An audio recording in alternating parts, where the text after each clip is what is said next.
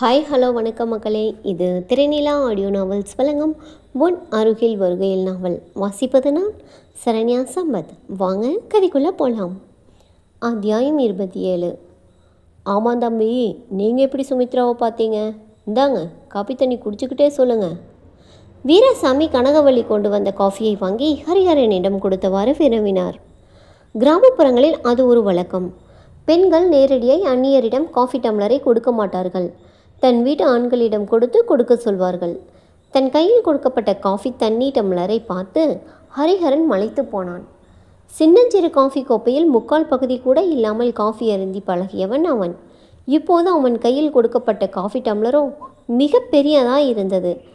அடிப்பாகம் சிறுத்து விரிந்து மேல்பாகத்தில் அகன்ற அந்த பித்தளை டம்ளரை மியூசியத்தில் கூட அவன் பார்த்தது இல்லை. மிக நுண்ணிய சித்திர வேலைப்பாடுகளுடன் இருந்தது அது. அது நிறைய இருக்கும் காப்பியை 20 காஃபி கோப்பைகளில் தாராளமாய் ஊற்றலாம். இதை எப்படி அருந்துவது? ஹரிஹரன் அந்த தமிழரை திருவென விழித்தபடி ஆராய்ச்சி பண்ணி கொண்டிருக்க வீராசாமி உபச்சாரமாய் கூறினார். சாப்பிடுங்க தம்பி, காப்பி தண்ணி குறவாக இருக்குன்னு பார்க்குறீங்களா? எவ்வளோ கணக்கம் அந்த காப்பி தண்ணி கும்பாவை கொண்டாடி. தம்பிக்கு இன்னொரு டம்ளர் ஊற்றுவோம். இப்போது குடிக்கிறீங்களா? என்னது, இன்னொரு கிளாஸா? தாங்காது சார், இதுவே அதிகம். அரண்டு போன ஹரிஹரன் கையில் இருந்த காஃபியை மடமடவென்று குடித்தான். குடித்தவனுக்கு வியப்பு வந்தது. கள்ளி சொட்டு போல் அவ்வளவு திடமாய் ருசியாய் மணமாய் இருந்தது அந்த காஃபி. இதுவா காப்பி தண்ணி? அதன் ருசியும் மனமும் ஈர்க்க வீராசாமி, இந்தாங்க தம்பி என்று இன்னும் ஒரு டம்ளர் காஃபியை ஊற்ற ஓகே என்று வாங்கி குடிக்க ஆரம்பித்து விட்டான். இவன் சாப்பாட்டு பெரிய. சுமித்ரா அவனை பரிவாக பார்த்தாள். இன்னும் அம்மாவின் கைப்பக்குவத்தில் அவன் ஒரு நேரம் சாப்பிட்டு விட்டால் அதன் சுவையில் சொக்கி போய் இங்கேயே தங்கிவிடுவான். அப்படி இருப்பானா? ஏக்கமாய் இருந்தது அவளுக்கு. யாராவது அவனை இருக்க சொல்ல மாட்டார்களா? சொல்லுங்க தம்பி, சுமித்ராவை எங்கே பார்த்தீங்க? நேத்திக்கு முதல் நாள். அப்படின்னா? கூட்டத்தில் யாரோ கேட்க, முந்தாள் நாள்னு சொல்லுது தம்பி. வீராசாமி பெருமையுடன் அவன் முகம் பார்த்தார். அர்த்தம் சொல்லிவிட்டாராம். தமிழுக்கே விளக்கம். அது சரி, அவன் இவர்களின் தமிழுக்கு விளக்கம் கேட்டால் இவர்கள் அவன் தமிழுக்கு விளக்கம் கேட்க மாட்டார்களா?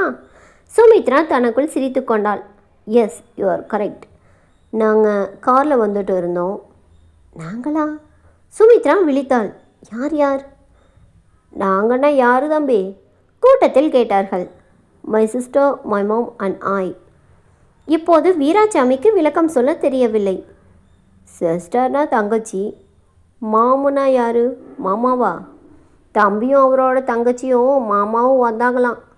வீராசாமி விளக்கம் சொல்ல சுமித்ரா சிரிப்பை அடக்கி கொள்ள தலை குனிந்து கொண்டாள். நோ அங்கிள், மாம் மீன்ஸ் மதர், அம்மா. அப்படிங்களா தம்பி? கேட்டுக்கோங்கப்பா, அவரோட அம்மாவும் தங்கச்சியும் கூட வந்தாங்களாம். அது சரி தம்பி, அம்மாவை மம்மின்னு தான் கூப்பிட்டு கேட்டிருக்கேன். அது என்ன மாமு? அது மம்மியை சாட்டா கூப்பிட்டா மாம். அப்படியா? மம்மிங்கிறதே ரொம்ப பெரிய வார்த்தையா? இருக்கட்டும் இருக்கட்டும், உங்கள் நாட்டு பழக்கம் அப்படி. என்னவோ அவன் தேசம் விட்டு தேசம் வந்தவன் போல் அவர் கூறினார். எல்லோருமே இந்திய குடிமகன்கள் தான் என்று நினைத்து கொண்ட சுமித்ரா கிழக்கும் மேற்கும் உரையாடும் லட்சணத்தை பார்க்க விளைந்து அவர்களின் பேச்சை கவனித்தாள்.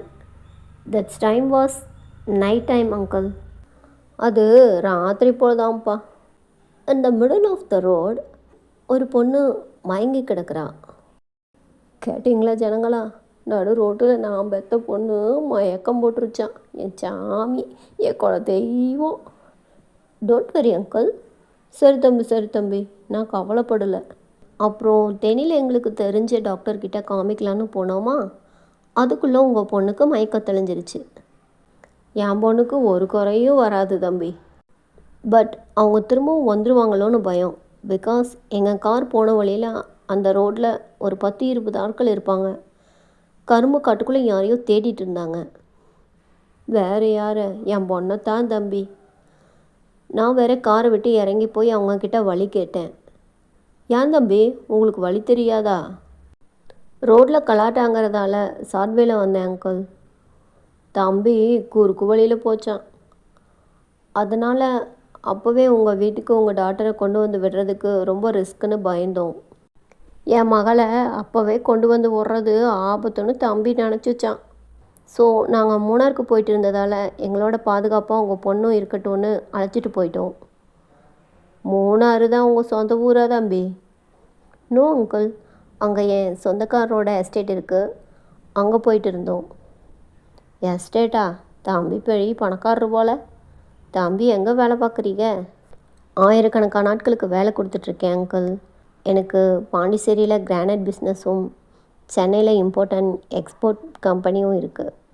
ஆ என்று வாய் பிளந்த வீராசாமி, அது சரி, தம்பி பேச்சிலேயே பெரிய இடத்து பிள்ளைன்னு தெரியுதே என்றார். அங்கிள், நேற்றுக்கு காலையில் என்னோடய செல்ஃபோனை வாங்கி சுமித்ரா உங்களுக்கு ஃபோன் பண்ணுனா, பட் நோ ரெஸ்பான்ஸ். இதோ பாருங்கள்.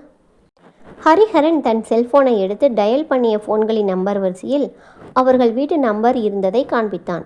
ஃபோன் நம்பரும் தேதியும் நேரமும் அதில் பதிவாகி இருக்க வீராசாமி பல்லை கடித்தார். டே ராமசாமி, உன் தங்கச்சி நேற்றுக்கு காலம்பரமே நம்ம வீட்டு நம்பருக்கு ஃபோன் பண்ணியிருக்காடா. நம்ம வீட்டு ஃபோன் எங்கே? உங்கள் 2 ஃபோனையும் எங்கிட்ட கொடுங்கடா. தன் மகன்களின் செல்ஃபோன்களை வாங்கிய வீராசாமி, பரமா, இந்த ஃபோனில் தம்பியோட நம்பர் வந்திருக்கான்னு பாருடா என்றார். பரமன் முதலில் ஹரிஹரனின் நம்பரை கேட்டான். வெள்ளைச்சாமி, ராமசாமி இருவரின் ஃபோன்களிலும் வந்து எடுத்து பேசப்பட்ட ஃபோன் அழைப்புகளில் ஒன்றாய் ஹரிஹரனின் நம்பரும் இருந்தது. 2 ஃபோன்லேயும் இவரோட நம்பர் இருக்குமாம்மா, எடுத்து பேசியிருக்காங்க. ஏண்டா வெள்ளை ராமசாமி, 2 பேரும் ஒத்த வார்த்தை சொல்லியிருந்தா உன் அப்பனும் ஆத்தாலும் நேற்று குறை பொழுது கஞ்சி குடிக்காமல் கிடந்தாங்கல்ல, அது இல்லாமல் போயிருக்கும்ல. இந்த புள்ள என்ன ஆச்சோ ஏதாச்சோன்னு பதறிட்டு கிடந்தாம்ல, அந்த பதட்டை இல்லாமல் போயிருக்கும்ல. ஆறுவு கட்டவங்களா. ஏன்னா மாப்பிள்ள, நீ வேறு எரியிற பௌத்தில் இன்னும் ஏன் கங்கா அள்ளி போடுற? இந்த எடுபட்ட சிரிக்கி என் ஃபோனை எடுத்து வச்சுருந்தாடா. உன் கண்ணு முன்னால் தானே நான் வாங்கி கொடுத்தேன். இவளை வெள்ளைசாமி மனைவியை மிதிக்க போனான். ஏண்டி, என் தங்கச்சி ஃபோன் பண்ணியிருக்கா, அதை என்கிட்ட மறைச்சிட்டு வீட்டுக்குள்ளே குத்த வச்சுருக்க, போடி உங்கள் அப்பா வீட்டுக்கு. ராமசாமி செல்வி கழுத்தை பிடித்தே வெளியே தள்ளினான். பரமன் இருவரையும் பிடித்து நிறுத்தி அதட்டினான். ஏய் விடுங்கப்பா, ஆனால் உனா வீட்டு பொம்பளையில் 10 பேர் பார்க்க போட்டு முதிப்பீங்க. இதுதானே அண்ணன் தம்பி 2 பேருக்கு வழக்கமாக போச்சு. போங்கப்பா, உன் அப்பா இந்தா பெரிய காரை விட்ட கட்டி வச்சிருக்காருல, அதுக்குள்ளே ஒரு ரூமுக்குள்ளே பூந்து வெட்டுவியோ குத்துவியோ வெளியே தெரியாமல் செய்யுங்க. Fantastic, he is a correct man. Hariharan பரமனை மனதிற்குள் பாராட்டினான். கனகவள்ளி மச்சு வீட்டிற்குள் இருந்த தங்கள் வீட்டு ஃபோனை எடுத்து வந்தாள். இந்த எடுபட்ட சிரிக்கிக ஃபோனை தூக்கி மச்சு வீட்டில் ஒழிச்சு வச்சிருக்காளுகடா. கதவை இறுக்கி பூட்டிட்டாளுக, சத்தம் வரல. வீராசாமி கண் சிவக்க தன் மருமகள்களை உறுத்து பார்த்தார். பின் பரமனிடம் கூறினார். அந்த கருமேட்டு கருவாயினும் ஒழுக்குத்தலை குரங்கு பயலும் நம்மகிட்ட தானடா இருக்கானுங்க. ஆமாம்மாம்மா, ராத்திரி பஞ்சாயத்து கூடுது, அவனை வீட்டுக்கு தாக்கல் போயிடுச்சு. அப்படியே இவ்வளவு அப்பனாத்தலுக்கு தாக்கல் சொல்லிடு. பஞ்சாயத்தில் இவ்வளவுகளையும் நிப்பாட்டு. மாமா, வீராசாமி மருமகங்கிறதுக்காக இவ்வளவு செஞ்ச குத்தத்தை எல்லாம் மன்னிச்சா ஊருக்குள்ளே நாயம் செத்து போகண்டா மருமகனே. என் பொண்ணுக்கு இப்படி நடந்துருச்சுங்கிறதுக்காக நான் இதை செய்யலை. ஒரு வயசுக்கு வந்த பொண்ணை நடுக்காட்டில் ராத்திரி நேரத்தில் 10-20 பேர் சேர்ந்து துரத்திருக்கானுங்க. தடுக்க வந்த அண்ணங்காரனை வெட்டியிருக்கிறானுங்க. அதுக்கு நம்ம வீட்டுக்கு வாக்கப்பட்ட வந்த மருமகள்களே துணை போயிருக்குதுங்க. இதை சும்மா விடக்கூடாது. அங்கே நிசப்தம் நிலவியது.